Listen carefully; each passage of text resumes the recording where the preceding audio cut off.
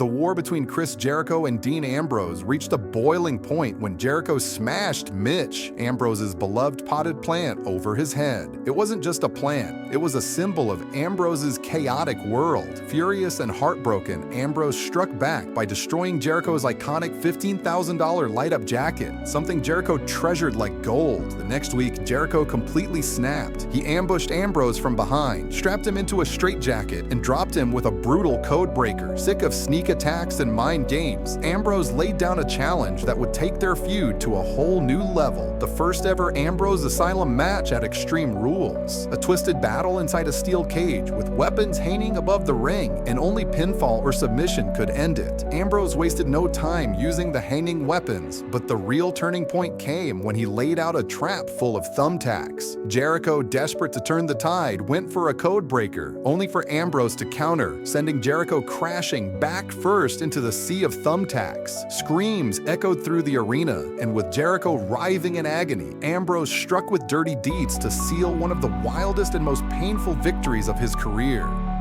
Batista wasn't just upset, he was furious. He called Michaels selfish, accusing him of robbing Flair of a proper farewell. Tensions exploded, and the two were invited to settle their differences on Chris Jericho's highlight reel. But what started as a war of words quickly turned into a war in the ring as they agreed to clash at Backlash, with Jericho himself as the special guest referee. The match was an all-out brawl. Batista and Michaels threw everything at each other, exchanging brutal offense in a battle of pride and principle. The tide turned when Michaels dodged the Batista bomb, only to collapse in pain, clutching his knee. Jericho checked on him, but in a shocking twist, Michaels sprang to his feet and blasted Batista with sweet chin music out of nowhere, securing the win. But the controversy didn't end there. Jericho publicly accused Michaels of faking the injury. At first, Shawn denied it, but eventually, he confessed. He had faked it to steal the victory. That revelation sent Batista over the edge. Now it was personal. Batista promised to punish Michaels, and the battleground was set, a brutal stretcher match at One Night Stand. From the opening bell, Michaels came out swinging. He used the stretcher as a weapon, fighting with desperation and fury. But just as he was about to push Batista over the finish line, the animal roared back. Batista regained control and tried to end it with a powerbomb, but Michaels countered with a last-gasp super kick. Still, it wasn't enough. Batista snapped. He unleashed a merciless beatdown, leaving Michaels broken and helpless. As he prepared to end it, Jericho rushed in, trying to revive Shawn, but it was no use. Batista crushed Michaels one final time, slamming him onto the steel steps before rolling his motionless body across the finish line. The war was over, and the animal stood tall.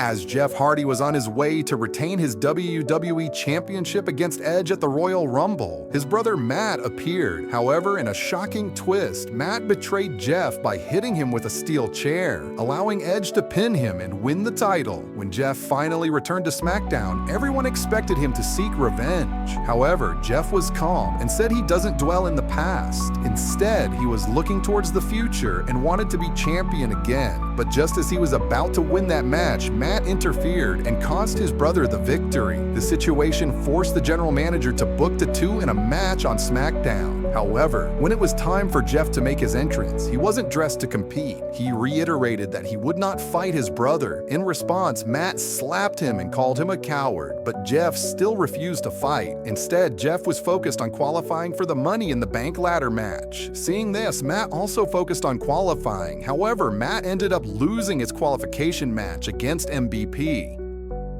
This made Matt furious, so during Jeff's qualification match against Shelton Benjamin, Matt entered the ring and hit Benjamin, causing Jeff to be disqualified and lose the match. Despite this, Jeff still refused to attack Matt. In response, Matt decided to get personal. He talked about how Jeff lost his dog in a house fire and revealed that he had the dog's collar. This provocation caused Jeff to snap and finally attack his brother. As a result, the two were scheduled to fight in an Extreme Rules match at WrestleMania 25. When their match started, Jeff was able to dominate by using a variety of different weapons. However, Matt refused to stay down. For good measure, Jeff set Matt up on a table and stacked another table on top of him. He then jumped off the top turnbuckle, crashing through the top table onto Matt. Despite all this brutality, it still wasn't enough to defeat his brother. Matt fought back and eventually defeated Jeff by trapping him in a steel chair and hitting his Twist of Fate finisher. After Kurt Angle's victory over Kane at WrestleMania 18, Kane managed to exact revenge during a tag team match. He landed a cheap shot on Angle, which allowed Edge to secure the pinfall victory. This infuriated Angle, who being a sore loser decided to interfere in Edge's WrestleMania rematch against Booker T, resulting in Edge's loss riding on the wave of revenge during the first ever WWE Draft. Angle aimed to impress Vince McMahon by defeating the Intercontinental Champion RVD. However, his plan was thwarted when Edge got involved. Consequently, a match was scheduled for the Backlash pay-per-view to settle their differences before the match. Angle was pouting backstage because Hogan was named the #1 contender for the undisputed champion over him in an attempt to make amends. Edge approached him with some old pictures he found in his basement. However, this turned out to be a trolling effort. Consequently, in their Backlash match, Angle channel his anger to his advantage, winning after 15 minutes of intense action.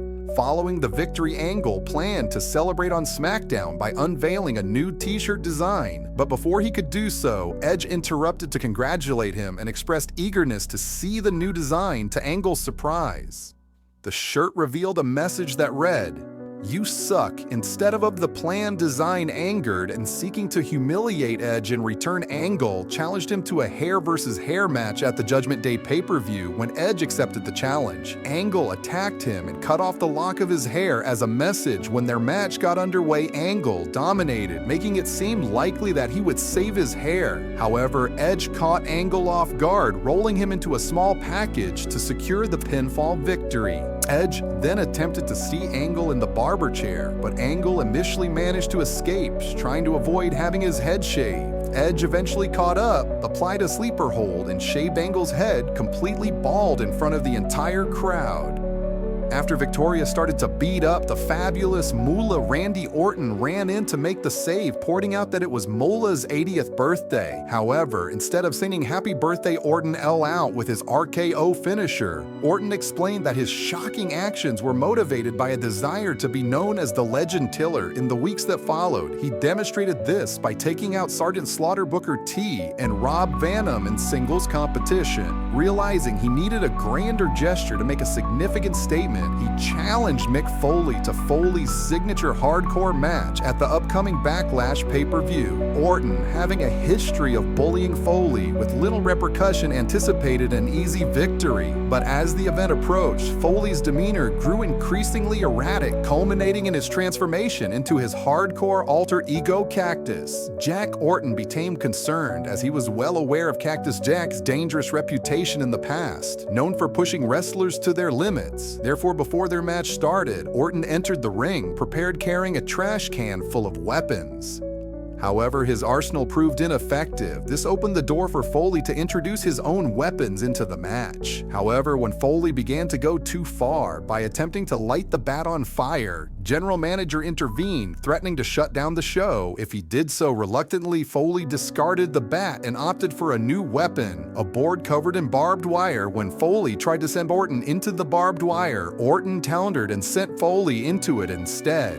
Now in control, Orton decided to introduce his secret weapon, thousands of thumbtacks. However, as Orton went for his RKO finisher, Foley managed to reverse it, sending Orton back first into the tacks.